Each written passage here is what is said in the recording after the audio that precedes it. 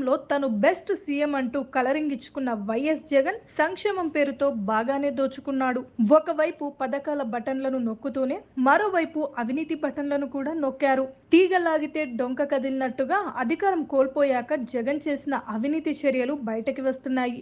ఇప్పటికే ఆడుదాం ఆంధ్ర పేరుతో 100 కోట్ల దోపిడీ జరిగినట్టు పర్యాటక శాఖ మంత్రిగా పనిచేసిన రోజాతో పాటు బైరెడ్డి కూడా అవినీతికి పాల్పడినట్లు వార్తలు వచ్చాయి. తాజాగా మరో అవినీతి బట్టబయలైంది. వైసీపీకి పొలిటికల్ స్ట్రాటజిక్ సేవలు అందించిన, వైసీపీకి చెల్లించిన ప్రతి రూపాయి ప్రజాధనం నుంచేనన్న అనుమానాలు బలంగా వ్యక్తమవుతున్నాయి.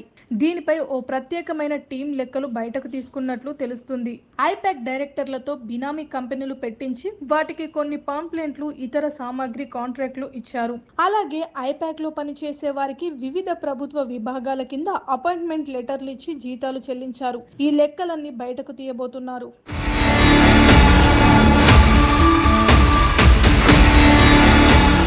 ఎన్నికల సమయంలో ఐపాక్ నుంచి కొన్ని వందల మందిని రిక్రూట్ చేశారు.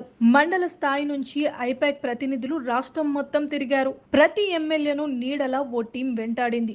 మరికొన్ని టీంలు తిరిగాయి కూడా. వీరందరి ఖర్చు జగన్ రెడ్డి వైసీపీ పెట్టుకుంటారని ప్రజలు అనుకుంటూ ఉంటారు. కానీ అసలు విషయం ఆ ఖర్చు ప్రజలపైనే రుద్దారు. వేర్వేరు పేర్లతో నిధులు చెల్లించేస్తున్నారు. కానీ వారు పనిచేసేది మాత్రం ఐపాక్ కు. అలానే వైసీపీ చేపట్టిన పలు క్యాంపెయిన్లు గడప గడపకు ప్రభుత్వం దగ్గర నుంచి ఆడుదాం ఆంధ్ర వరకు అన్ని వైసీపీ కనుసన్నల్లో జరిగాయి. వీటికి కావలసిన మెటీరియల్ అంతా ఐపాక్ డైరెక్టర్ల బినామీల నుంచి వచ్చాయి. భారీ ఎత్తున అధికార ధరలకు కొనుగోలు చేశారు. అంటే జగన్ రెడ్డి వ్యక్తిగత ఖర్చులకే కాదు, తన పార్టీ కోసం అయ్యే ప్రతి రూపాయిని కూడా ప్రజలు డబ్బుతోనే ఖర్చు పెట్టుకున్నారు. అందుకోసం ఎన్ని రకాలుగా అధికార దుర్వినియోగం చేయాలో అన్ని రకాలుగా చేశారు. ఇప్పుడు ఆ వివరాలన్నీ బయటకు వచ్చే సమయం దగ్గర పడింది. ముఖ్యమంత్రిగా ఉన్న జగన్ అనేక సార్లు ఐపాక్ కార్యాలయానికి వెళ్లారు. వెళ్లిన ప్రతిసారి వారికి బహుమతులు అందిస్తూ భారీగా గిఫ్టులు కూడా ఇచ్చారు. ఈ ఎన్నికల్లో ఐపాక్ సంస్థ వివిధ నివేదికలను అందించడం ద్వారా కీలకమైన సమాచారాన్ని ఇచ్చింది. దీంతో పాటు అభ్యర్థుల ఎంపికలో కూడా ఐపాక్ సంస్థ ముఖ్య పాత్ర పోషించింది. అభ్యర్థులను వివిధ నియోజకవర్గాలలో మార్చడానికి కూడా ఐపాక్ సంస్థ ఇచ్చిన నివేదికలే కారణమని కూడా తెలుస్తుంది. అయితే ఐపాక్ సభ్యులు చెప్పినట్టే చేస్తే రాజకీయం చేయలేమని ఎన్నికల సందర్భంగా వైసీపీ ఎమ్మెల్యేలు తేల్చి చెప్పిన జగన్ వినలేదు. నియోజకవర్గం గురించి తమకు అవగాహన ఉందని చెప్పినా వినిపించుకోవడం లేదని ఇప్పటికే మండిపడ్డారు. ఎన్నికలకు వ్యూహం తమ ఆలోచనలను అమలు చేయనివ్వడం లేదని జగన్ వద్ద కూడా సీరియస్ అయ్యారు. ఐపాక్ సభ్యులు వారి అభిప్రాయాన్ని తమపై బలవంతంగా రుద్దుతున్నారని ఓడిపోయిన ఎమ్మెల్యేలు ఆరోపించడం విశేషం. ఐపాక్ సభ్యులు ఇంతలా ఇబ్బంది పెడుతున్న జగన్ ఏమీ అనలేదని, ఐపాక్ వల్ల 5 ఏళ్లు తమకు లాభం కంటే నష్టమే ఎక్కువ జరిగిందని అంగీకరించారు. ఐపాక్ సభ్యుల వల్ల పార్టీ క్యాడర్, ఓటర్లను ప్రసన్నం చేసుకోవడం కుదరడం లేదని చెబుతున్నారు. ఐపాక్ సభ్యులను మెప్పించడమే పనిగా పెట్టుకున్నామని ఓడిపోయిన ఎమ్మెల్యేలు చెప్పడం గమనార్హం.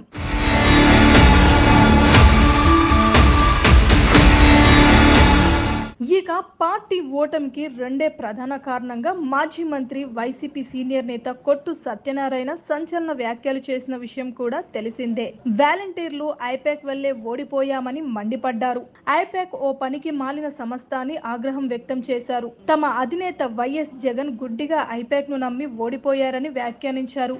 ఐపాక్ సంస్థల్లో డిగ్రీలు చదివిన వారు పనిచేస్తున్నారని, రాజకీయాలకు పనికిరారని కొట్టు సత్యనారాయణ తెలిపారు. అయితే 2014 ఎన్నికల్లో ప్రశాంత్ కిషోర్ ఆధ్వర్యంలో ఐపాక్ సంస్థ నడిచింది.